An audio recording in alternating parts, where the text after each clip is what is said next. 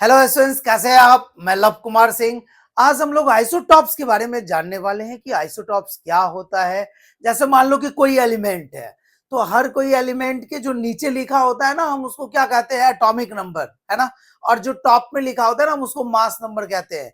तो कोई भी जो एलिमेंट होंगे उसके मास नंबर डिफरेंट होंगे और एटॉमिक नंबर सेम होंगे, हम उसको आइसोटॉप्स कहते हैं। जैसा कि हमने यहाँ लिखा है ऊपर में, देखो आप, isotopes atomic species form of same chemical elements like hydrogen, है ना। same chemical elements that have the same number of photons equal to z equals to proton p, है ना। तो आप देख लो, एटॉमिक नंबर कहा गया सेम, इसका मतलब प्रोटॉन को सेम या एटॉमिक नंबर सेम को बात बराबर है। Same number of protons atomic number, but different number of neutrons.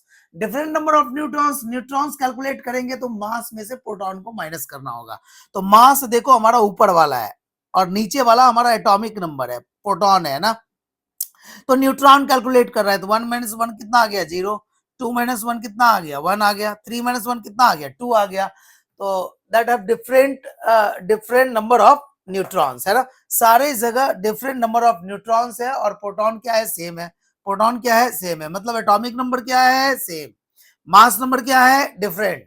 Atomic number same होना चाहिए और मास नंबर क्या होना चाहिए, डिफरेंट। या आप इसको दूसरे लैंग्वेज में कह सकते हैं कि इसके पास प्रोटॉन सेम होना चाहिए, है ना, और जो न्यूट्रॉन है वो डिफरेंट होना चाहिए। इसी का नाम है आइसोटॉप्स। अब रही बात 1H1, 1H2, 1H3 का क्या नाम रखा गया है। 1H1 को प्रोटियम कहा गया है, 1H2 को ड्यूटेरियम कहा गया, 1H3 को ट्राइटियम कहा गया। इसी तरीके से कार्बन का भी आइसोटॉप्स होता है, C612, C613, C614 और आइसोटॉप्स ऑफ कार्बन। जैसे आप C614 देख रहे हैं ना, ये बड़ा इंपॉर्टेंट होता है ना। ये जो है ना, ये C14 जो है, ये आपको मैं बताऊंगा इसका यूज में, कि आगे चल के जो C14 होता है वो साइंटिस्ट को हेल्प करता है finding the age of organic products. जितने भी ऑर्गेनिक ऑब्जेक्ट्स होते हैं ना, उसको ये फाइंडिंग में काम आता है। C14 हमारा है ना, ये रेडियो एक्टिव है ना। तो हमने आइसोटॉप्स के बारे में बताया आपको कि इसका एटॉमिक नंबर सेम होता है और मास नंबर क्या होता है, डिफरेंट। तो नेक्स्ट टाइम में हम आपको बताएंगे आइसोबार्स के बारे में। Thank you so much.